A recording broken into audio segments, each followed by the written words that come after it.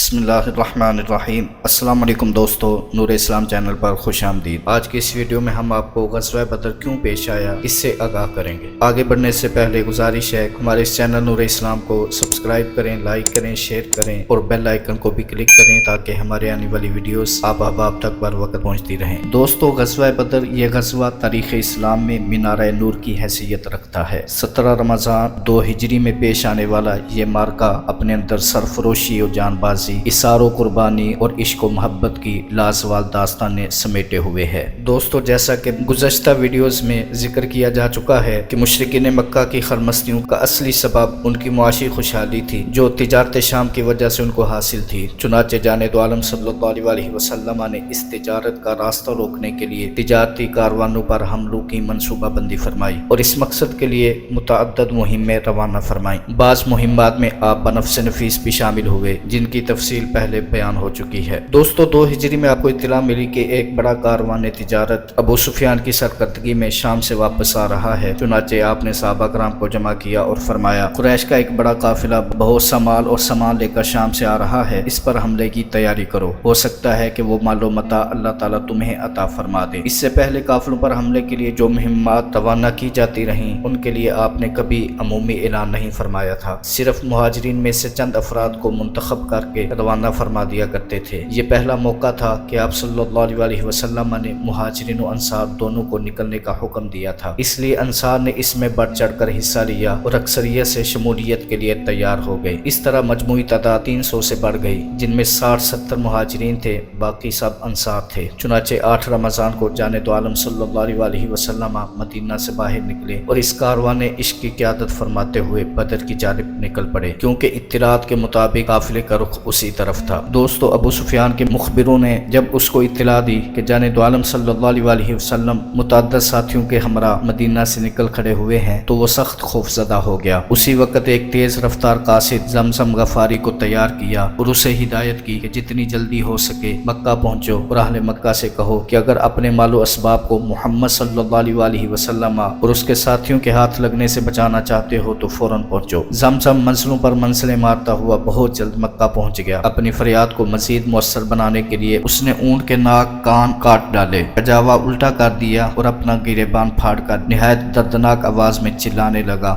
یا معاشرہ قریش اللطیمہ اللطیمہ، اے جماعت قریش، قافلے کو پہنچو، قافلے کو پہنچو، ابو سفیان تمہارا جو مال لے کر آ رہا ہے اس پر محمد صلی اللہ علیہ وسلم اور اس کے ساتھیوں نے حملہ کر دیا ہے، مجھے امید نہیں ہے کہ تم اس کو پہنچ سکو، فریاد ہے، فریاد ہے۔ زمزم کا واویلا سن کر بہت سے لوگ جمع ہو گئے اور کہنے لگے، محمد صلی اللہ علیہ وسلم اور اس کے ساتھیوں نے اس قافلے کو بھی عمر ابن حضرمی کے قافلے کی طرح ترنے والا سمجھا ہوگا، مگر اس دفعہ انہیں پتہ چل جائے گا کہ معاملہ دگرگوں ہے۔ اس طرح بظاہر تو انہوں نے شجاعت و حمیت کا مظاہرہ کر دیا، مگر اندر سے سب کے دل لرز رہے تھے، کیونکہ 3 دن پہلے جانب عالم صلی اللہ علیہ وسلم کی پھوپھی عاتکہ نے ایک دہشتناک خواب دیکھا تھا۔ اگرچہ اس کی دہشت کم کرنے کے لیے ابو جہل نے استہزاء و تمسخر شروع کر دیا تھا، مگر پھر بھی سب کے دلوں میں ایک خوف سا بیٹھا ہوا تھا۔ جناب عاتکہ نے خواب میں دیکھا کہ ایک شتر سوار مکہ سے باہر کھڑا ہے اور با آواز بلند کہہ رہا ہے، یا اہل غدر انفروا الی مصارعکم فی 3، اے دھوکے بازو، 3 دن کے بعد اس طرف روانہ ہو جاؤ جہاں تم نے قتل ہو کر گرنا ہے۔ دوستو، اس کی آواز سن کر مجمع لگ گیا اور اس کے پیچھے پیچھے چلنے لگا۔ وہاں سے چل کر وہ سوار مسجد حرام میں آیا اور اچانک عاتکہ نے دیکھا کہ اب وہ سوار کعبے کی چھت پر کھڑا ہے اور لوگوں سے مخاطب ہو کر وہی اعلان کر رہا ہے، یا اہل غدر۔ پھر دفعتاً وہی سوار جبل ابو قبیس پر نظر آیا اور یہی اعلان کرنے لگا، یا اہل غدر۔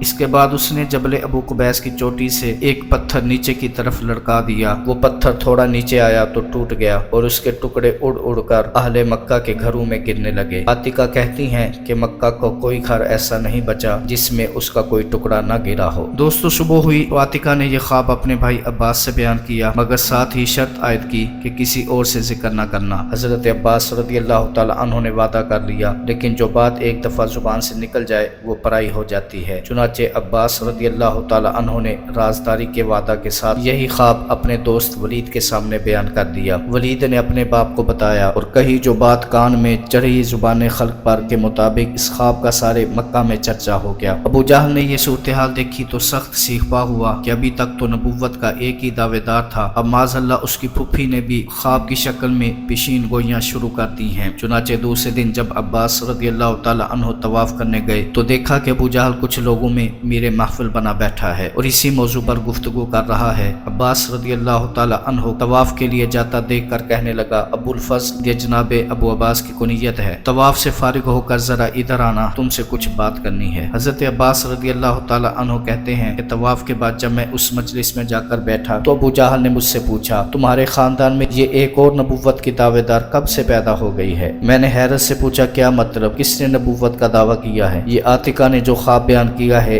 ये नबुव्वत का मुजाहरा नहीं तो और क्या है? ए अब्दुल मुत्तलिब के घर वालों, तुम्हारे खानदान के एक मर्द ने नबुव्वत का जो दावा कर रखा है उससे तुम्हारी तस्कीन नहीं हुई जब तुम्हारी औरतों ने भी नबी बनना शुरू कर दिया है। आतिका के बयान के मुताबिक किसी सवार ने अहले मक्का से कहा है कि 3 दिन के बाद उस तरफ रवाना हो जाओ जहाँ तुमने कत्ल होकर गिरना है। अब हम 3 दिन तक इंतजार करेंगे, अगर 3 दिनों तक कुछ ना हुआ तो हम सब मुतफिका तौर पर तुम लोगों के बारे में लिख देंगे कि तुम्हारा घराना अरब का सबसे झूठा घराना है। जनाब अब्बास रदी अल्लाह ताला अन्हु ने बात बढ़ाना मुनासिब न समझा और खामोशी से उठकर चले आए, मगर खानदान अब्दुल मुत्तलिब की गयूर औरतों को जब अबू जहल और अब्बास की बातचीत का पता चला तो वो गुस्से में भरी हुई अब्बास रदी अल्लाह ताला अन्हु के पास आई और कहने लगी, अबू जहल हमारे खानदान के मर्दों के बारे में तो पहले ही बकवास करता रहता है, अब उस फासिक और खबीस की जुर्रत यहाँ तक बढ़ गई है कि उसने हमारे घराने की औरतों के मुतल्लिक भी खराफात बकने शुरू कर दिए हैं और हमें तो अब्बास तुम पर हैरत है कि तुम उसकी बेहुदा बातें अपने कानों से सुनते रहे और जरा गैरत न आई। जनाब अब्बास रदी अल्लाह ताला अन्हु अरब के सबसे गैरतमंद खानदान के एक फर्द थे। अबू जहल के सामने तो महज अपने फितरी तहम्मुल की वजह से खामोश रह गए थे, मगर अब औरतों के ताने सुनकर उनका खून खोल उठा और कहने लगे, उस वक्त तो मैं वाकई कोई जवाब नहीं दे सका था, लेकिन अब अगर अबू जहल ने इस तरह की यावागोई की तो मैं ऐसा मजा चखाऊंगा कि आइंदा बकवास करने के काबिल ही नहीं रहेगा। दोस्तों, चुनाचे तीसरे रोज हजरत अब्बास रदी अल्लाह ताला अन्हु इस इरादे से निकले कि अबू जहल के सामने जाऊंगा और अगर उसने कोई बेहूदगी की तो अगला पिछला हिसाब बेबाक कर दूंगा। मगर अभी मस्जिद हराम के करीब ही पहुंचे थे कि अबू जहल को मस्जिद से निकलकर एक तरफ दौड़ते देखा। हजरत अब्बास रदी अल्लाह ताला अन्हु समझे कि शायद मुझसे डर कर भाग खड़ा हुआ है, मगर ये बात नहीं थी, वो तो जमजम गफारी के नालो फरियाद को सुनकर उसकी तरफ दौड़ा जा रहा था। जनाब अब्बास रदी अल्लाह ताला अन्हु भी उधर मुतवज्जे हो गए। क्या देखते हैं कि जमजम की हालत खस्ता है और वो अपने ऊंट पर बैठा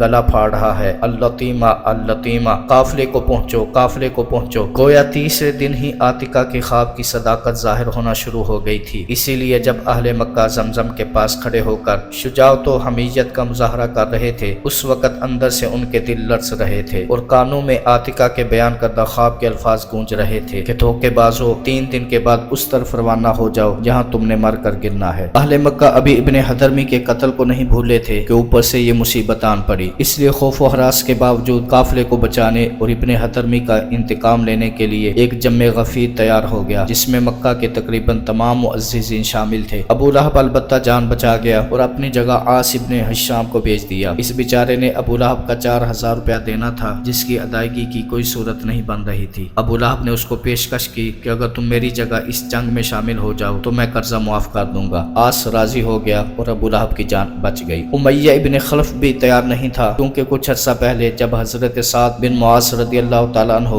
उम्रा करने मक्का आए थे और साबिका दोस्ती की बिना पर उमय्या के मेहमान हुए तो अबू जहल ने हजरत साद बिन मुआज रदी अल्लाह ताला अन्हु को देखकर सख्त गुस्से का इजहार किया था और नामुनासिब बातें कही थी। हजरत साद रदी अल्लाह ताला अन्हु कहाँ खामोश रहने वाले थे, उन्होंने भी तुर्की बतुर्की जवाब दिया था और अबू जहल को चुप करा दिया था। उस वक्त उमय्या भी पास मौजूद था, मगर उसने अपने मेहमान दोस्त की हिमायत करने के बजाय अबू जहल की तरफदारी की और हजरत साद रदी अल्लाह ताला अन्हु को मशवरा दिया कि अबूल हिकम यानी अबू जहल वादी बतहा का सरदार है, इसलिए तुम्हें इसके रूबरू आवाज नहीं बुलंद करना चाहिए। ये सुनकर हजरत साद रदी अल्लाह ताला अन्हु को उमय्या पर भी गुस्सा आ गया और कहा, उमय्या तुम तो बात ही ना करो, क्योंकि मैंने रसूलुल्लाह सल्लल्लाहु अलैहि वसल्लम से सुना है कि अनकरीब तुम्हें मुसलमान कत्ल कर देंगे। उमय्या डर गया और पूछने लगा, बि मक्का था, क्या मुसलमान मक्का में आकर मुझे मार डालेंगे? हजरत साद रदी अल्लाह ताला अन्हु ने फरमाया, ला अदरी, इस बारे में मुझे कुछ इल्म नहीं। दोस्तों, बाद में उमय्या ने अपनी और हजरत साद रदी अल्लाह ताला अन्हु की बातचीत बीवी को बताई और उसके सामने अहद किया कि आइंदा मैं कभी मक्का से बाहर नहीं निकलूंगा ताकि मुसलमान मुझ पर हाथ न डाल सके। मगर जब अबू जहल को पता चला कि उमय्या नहीं जाना चाहता तो वो उमय्या के पास गया और कहा, उमय्या तुम इस इलाके के एक मुअज़्ज़ज़ सरदार हो। अगर तुम न गए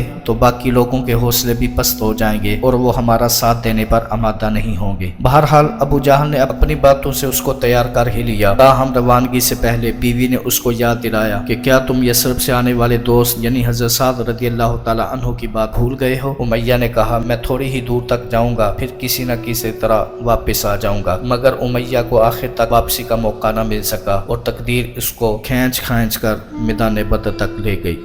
दोस्तों, ये थी हमारी आज की वीडियो। इस वीडियो को आपने अपने दोस्तों के साथ और अपने प्यारों के साथ भी ज़रूर शेयर करना है। नूर इस्लाम को ज़रूर सब्सक्राइब कर लें। अल्लाह ताला आपको हम सबको अपने हिफ्ज़ व अमान में रखे। आमीन।